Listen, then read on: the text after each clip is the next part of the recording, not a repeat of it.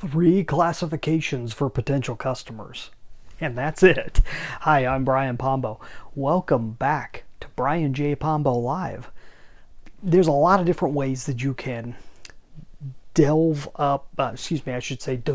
up different customers or potential customers. And in this case, these are three ways to be able to look at it. And it's a great way to be able to step back and take a look at your marketing and think about your long-term strategy when it comes to marketing, because a huge part of strategy is marketing. It really is. And it's one of those places that most businesses just kind of put off until they need it type of thing, where you just kind of hope it just kind of runs on its own, just put an ad in the yellow pages and let it run type of deal. And what's really good is if you can get ahead of it, if you can have strategies, systemize them to where you don't have to think about them except for a short period of time while you're putting it together, and then just tweaking them as they go along. Yeah, there's always going to be tweaking that needs to happen. Someone needs to do the tweaking. Maybe you hire the tweaking, but tweaking has to happen somewhere. So let's talk about what those three different categories are. The first one is the person that's ready to buy now, right?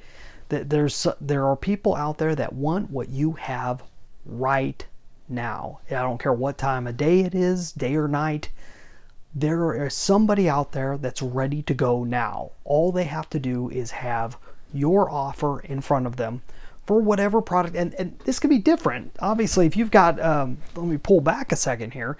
If you've got let's say you've got many products that you sell through your business. Okay, each product has a different set of these, right? But if you have only one product, if you have only one service, let's take it one thing at a time here. Someone right now wants exactly what you offer. They want it. You don't have to sell them on it. You just have to explain to them that it's available and that there's a price and they're willing to pay it. Okay, that's one person. They're ready now. They're ready to pay now, and you got to get in front of them right now, because tomorrow it may be different. Maybe they won't be, or maybe next week they won't be, or next month, or next year. They won't be in that spot, but right now they are. There's a certain percentage of the people out there, and who knows what that is. What you got to get really good about that group is determining what are the signs of someone that's in that looking zone. What is their thought pattern going on when they're in the now spot, right? The second, and we could talk all day about the now spot. It's what most marketers focus on, is the now, the people who are ready and hot to buy now, the low-hanging fruit, as people call it, right? But really, you got to look beyond the now people, because finding all the now people is impossible. There's a certain amount of exposure you can get to be able to grab the now people. But in general, you got to look a little bit beyond that, because it's really tough to find all the now people right now. Not that you shouldn't try, but it's just something to consider in the long run. The second area are the later people. Okay, there are people who are going to want to buy from you, just not right now. Now, they may be previous customers. They may be people that don't know about you yet, but they're just not ready. Even if they knew about you, they're not ready yet. Maybe they need to get to know you better, or get to know your product better, or see it enough times, or see enough testimonials about your product or service, what have you. There are later people, and the later people need time. And that is going to be most of the people out there.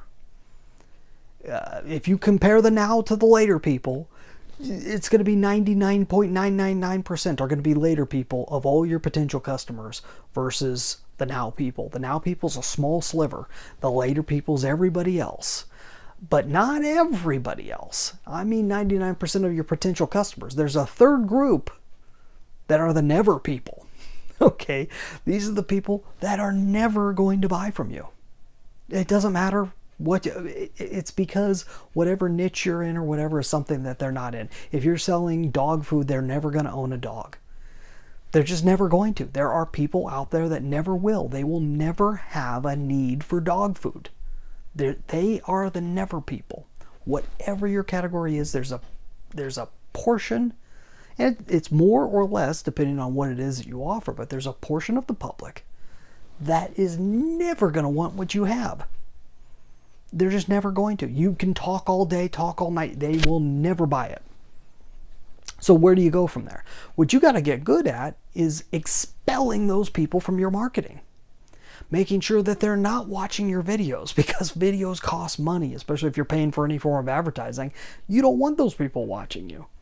You don't want them watching you at all. You don't want them anywhere near you. You have to push them away as hard as you can and do your best to never show anything to those people. So you got to find out, what are the indicators that someone will never buy from you? What do they all have in common? That's important to have, especially nowadays with extreme targeting going on, especially with online marketing and so forth. You can get in there and say, I don't want to show people this age. I don't want to show people of this gender. I don't want to show people of this or that. And it's not about being racist or sexist or ageist or anything like that. It's about getting straight to the people who are most likely to purchase from you and trying not to get in the way of everybody else. Because there's no reason to. It costs you money. It costs them time. There's no reason why you should be spending time getting in front of them. Get in front of the people that are now people and later people. That later group is one of the most ignored group in the world. But you got to determine who they are to some extent. You have to know what it is they're all about. You got to know their demographics and psychographics, what's going on in their mind. And then you have to have a constant flow of marketing material. What you're watching right now is marketing material. Yes, hopefully it's helpful to you, but as far as I'm concerned, it's marketing material to my business.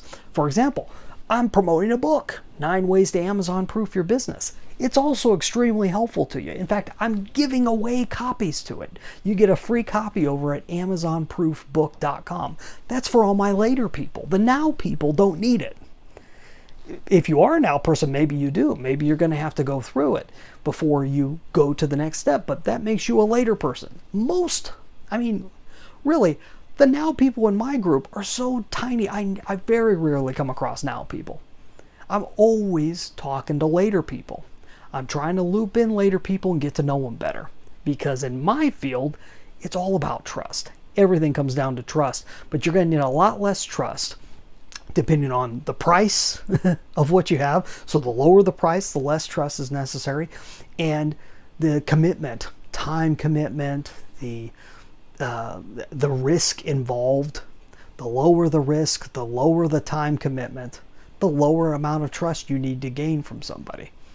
If you're giving away a free sample of whatever it is that you provide, and it doesn't cost very much to begin with, and it doesn't take any of their time, and you say, hey, all you got to do is push this button, I'm sending a free sample directly your way. That is low risk, low commitment. Doesn't take as much trust to get through the door with something like that. It doesn't take as much for me to get people to download something for free. Nowadays it's a time thing, because everyone's offering free this and free that. So it's more about the time thing. A person has to show interest in order to download this. And they exchange an email, of course. That's how it works. AmazonProofBook.com. You go check this out. Don't forget those 3 areas and start thinking about your marketing. If you could think of, when you're starting with strategy, when it comes to marketing, think about those 3 different types of people that are out there. There's nobody that doesn't fit into one of those types. Guaranteed. And if you think I'm wrong, I'd love to hear from you. Leave me a comment wherever you're watching or listening to this. You have a great night. We'll be back here tomorrow. In the meantime, get out there and let the magic happen.